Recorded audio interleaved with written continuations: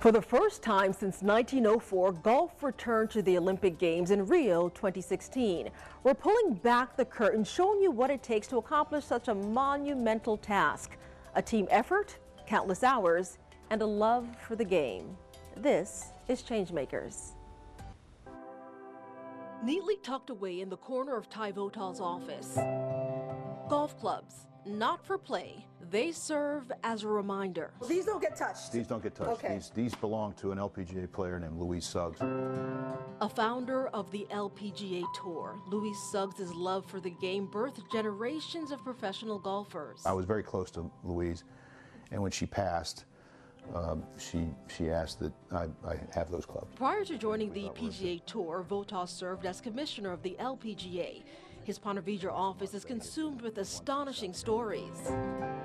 Now retired, he has time to share a few. That's the first tee of the first day of the Olympic golf competition. The actual tee used in the 2016 Summer Olympic Games in Rio. This is a photo of Justin Rose, his chip on 18th green on the final day of the Olympic golf competition. Golf's first time returning to the Olympics in 112 years. Ty, what does it say here?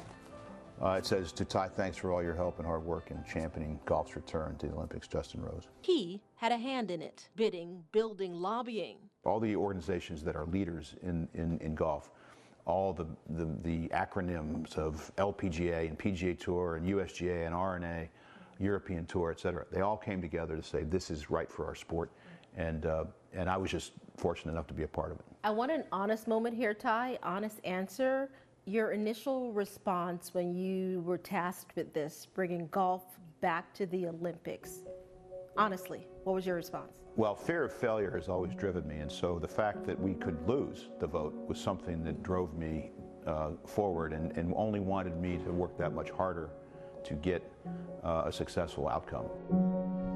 For 18 months, he traveled the globe meeting with International Olympic Committee members, some of them royalty, to convince the world that golf, in fact, had a place, belonged in the Olympics. Was there a point where you were nervous about all of this? Like, oh my gosh, is this really going to happen? Every day. Would the top players play? We had to convince the top players, if you were an Olympic athlete, if you were named to be on the team, will you in fact play? Because golf we're fortunate to have a number of tentpole events around the year. 4 major championships, the Ryder Cup, President's Cup, the Players' Championship, to name a few. So to add one more event into the golf's calendar, there were some people who were saying, is that really something we need in our sport? It appears so. I'm very pleased to be able to announce that we just received word from the IOC. On October 9th of 2009, the IOC said yes. But the site of the 2016 Games, Rio, did not have a golf course that was up to par. So we had to build a golf course. We made at least 12 visits from 2010 to 2016 on just the golf course preparations alone. And today, that golf course still exists. It's a public golf course, the only public golf course in the country of Brazil. He calls it a satisfying accomplishment, right up there with growing the game, exposing the discipline to a wider range of future athletes. What are your hopes for the future of this sport that you love? To bring it to as many people as you can possibly bring it to. Louise would be proud.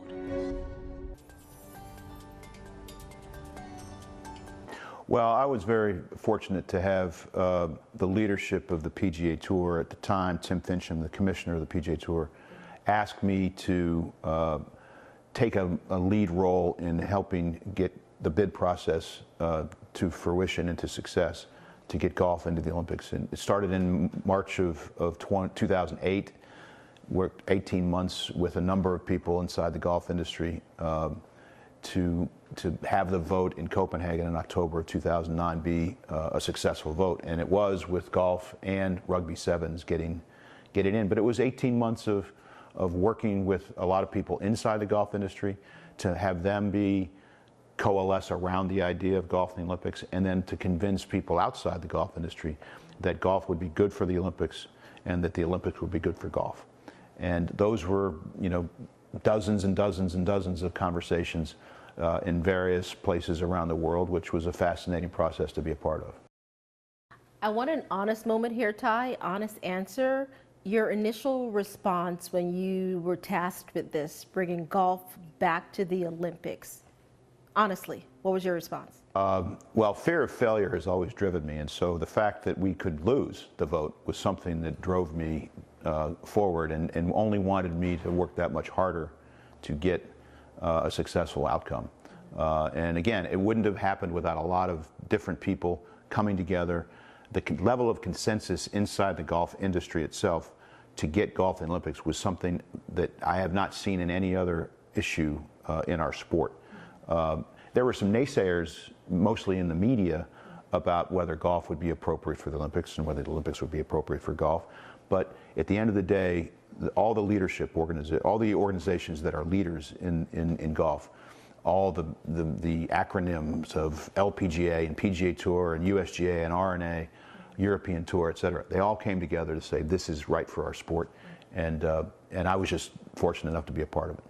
Ty, what went through your mind when you were told, hey, we need you to get golf back into the Olympics? What went through your mind? Well, we had to overcome a number of different things, both with respect to how some IOC members thought about golf, would the top players play?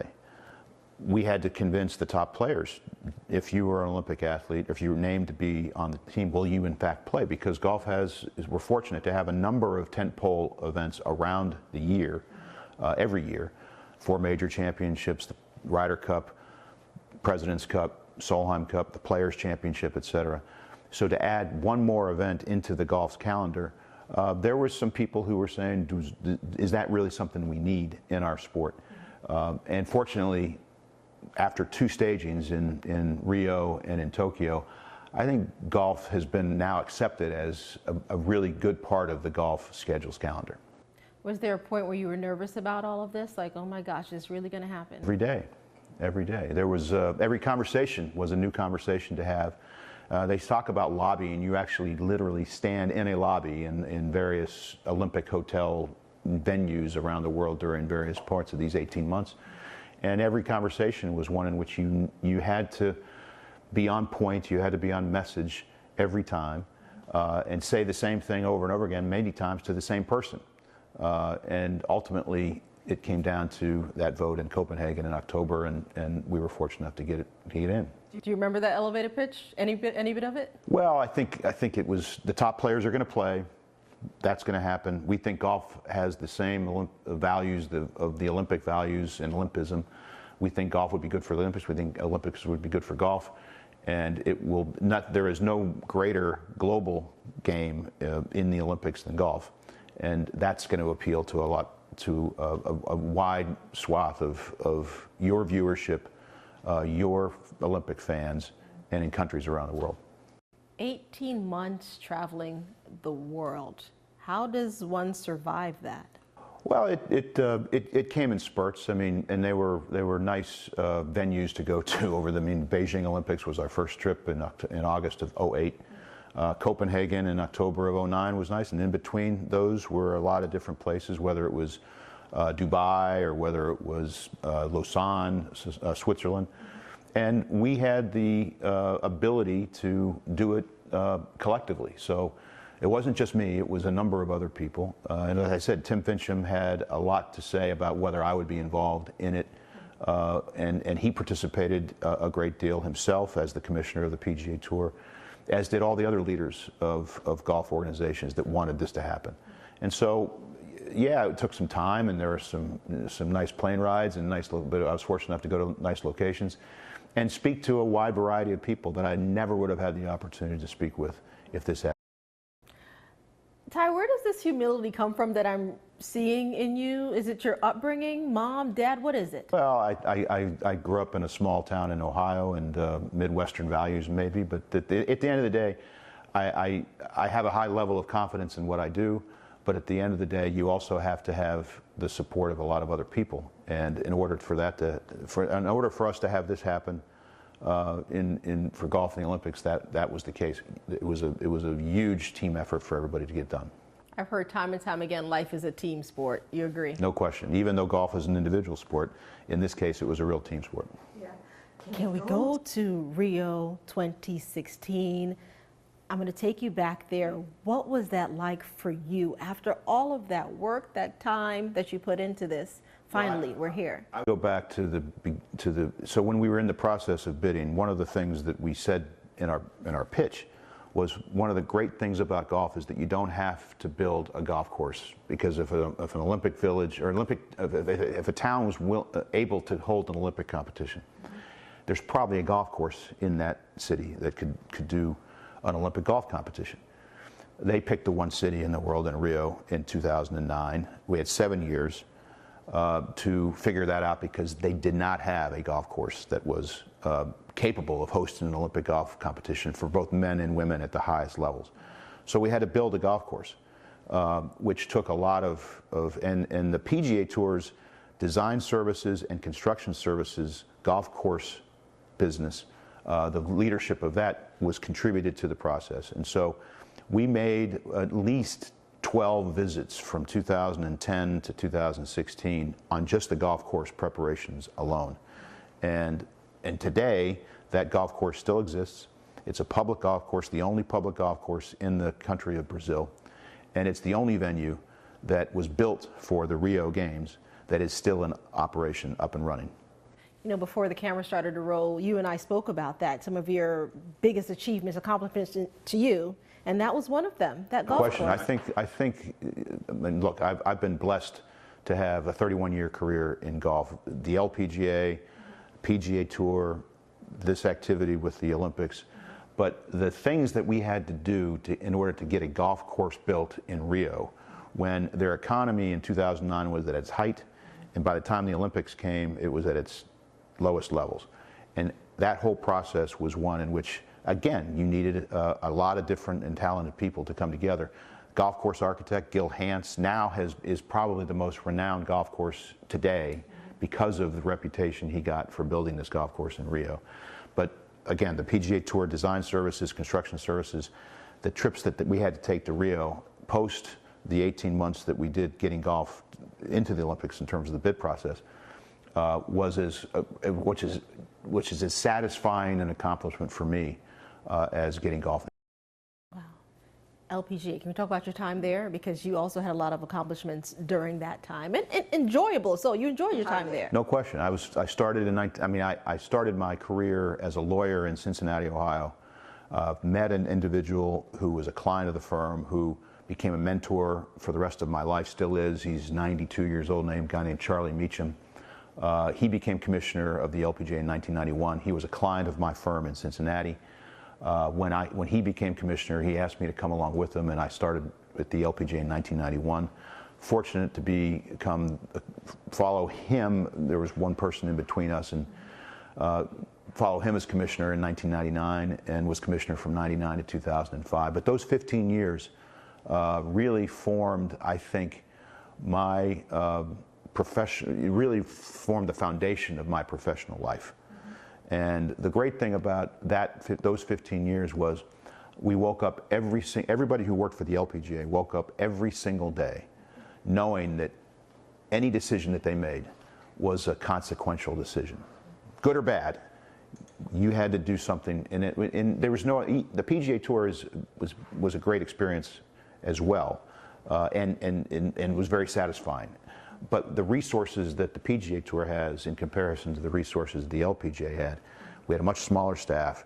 We had to do multiple things, and every day was a consequential decision. And that's really what kind of formed the basis of my philosophy, that the reward for good work is more work.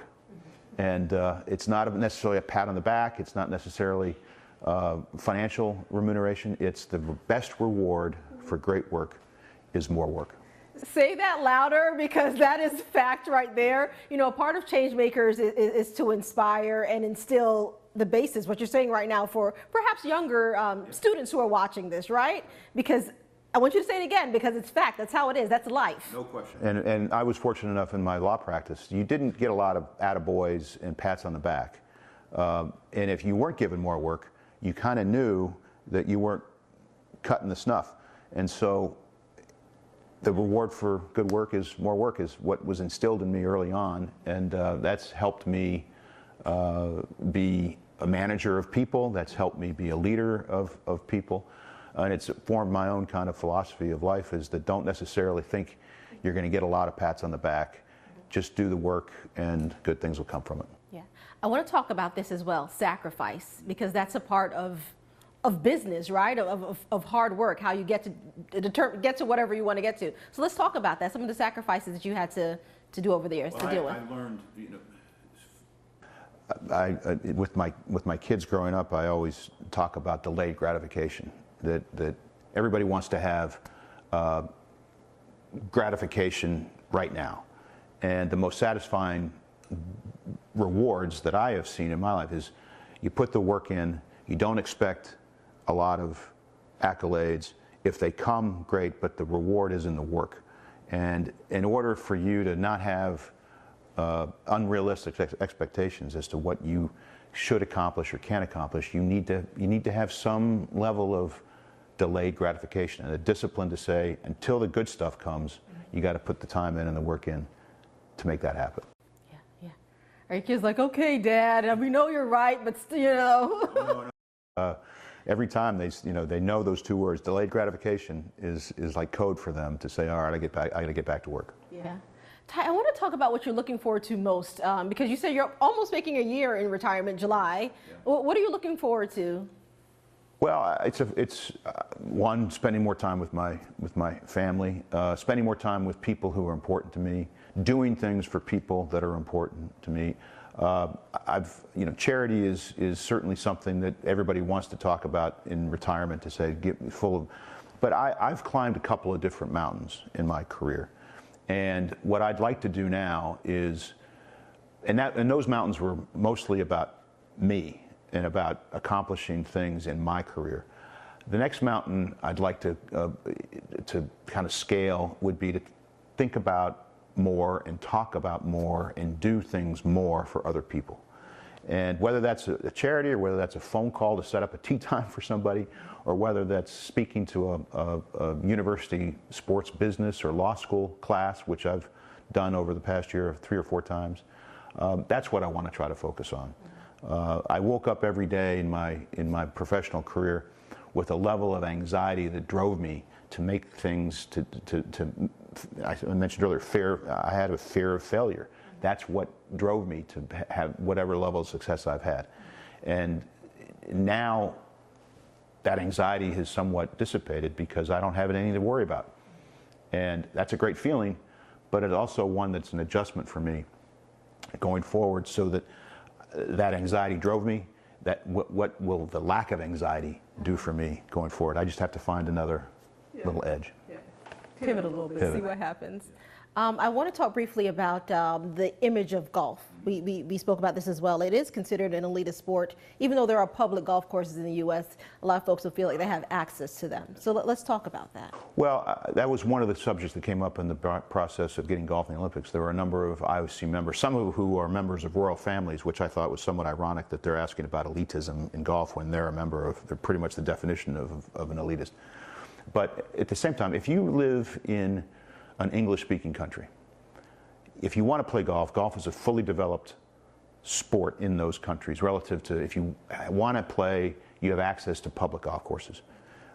In other non-English speaking countries, if you want to play, you pretty much have to be part of a private club in order to, and that limits growth, that limits access, that limits a number of things, and that contributes to golf's image.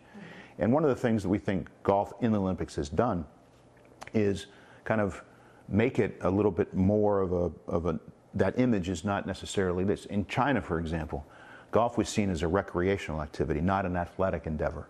But as soon as golf became an Olympic sport, overnight in that country, now there were other issues that the government has talked about with respect to golf, but overnight, golf as an Olympic sport had an instant credibility as an athletic endeavor because it was in fact an Olympic sport. And in many countries, the Olympics are the pinnacle of athletic achievement, and so if golf is part of that, then you can now be considered part of that pinnacle process.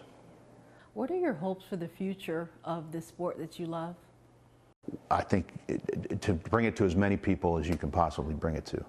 I think that golf in the Olympics is one aspect of that, but I think first tee here in this country and in certain chapters around the world, is bringing golf to young people who wouldn't otherwise necessarily be exposed to that sport. The values of our sport are great in terms of sportsmanship, respect, integrity, calling penalties on yourself, as opposed to in other sports, if you're not cheating, you're not trying. In golf, the integrity of our sport is such that you call your own penalties, you referee yourself, and that is unlike any other sport, which I think needs to be that needs to get spread around to a much greater degree than and I think everybody who is inside of our sport wants that to happen, because we're drawn to it in a way that we know what the values are. We just need to get them out to everybody else. As a former athlete, let me go on the record as saying I do not agree with if you don't cheat, you're not trying, okay? There's okay, let's take that out. I don't like but there are certain sports where you'll agree that. Well, yeah, there are certain ones. That's why they're holding penalties in football. We briefly went over this because you went into the golf course, so I couldn't really talk about this. But I want to get you back to 2016 Rio Olympics. It's finally there. It's finally happening. You're in the stands watching this happen. Maybe I don't even know where you were, but tell me about that as well. Take us back to the experience. Relive it. Well, the venue was sold out every day. This is the men's competition. The women's competition was just as successful the following week. But we're on the 18th. There's a viewing area on the 18th green. We're coming down the stretch. It's Justin Rose against Henrik Stenson, against Matt Kuchar, gold, silver, bronze. And it comes down to Justin Rose has a chip on the 18th hole. If he gets it close and can make par, he wins gold. And so when the final putt dropped, I had two gentlemen who worked their butts off to get the golf course built. Two guys from the PGA Tour Construction Services. And when the putt dropped and we had a gold medal winner and a silver and a bronze established, all the work that went into building that golf course from 2010 to 2016, and there was still wet paint on the golf course on the day of the opening ceremony. That was a very satisfying experience, and I turned around to the two gentlemen, and we all had tears in our eyes. It was really one of those things where all that hard work, all that delayed gratification, finally came to fruition. That's what I want to know. Did you cry? I don't think so. We did, yes. And the gentleman that worked most closely with me getting golf in the Olympics was Peter Dawson, who was the CEO of the R&A, the UK that runs the Open Championship and runs golf outside of the United States in terms of the administration of rules.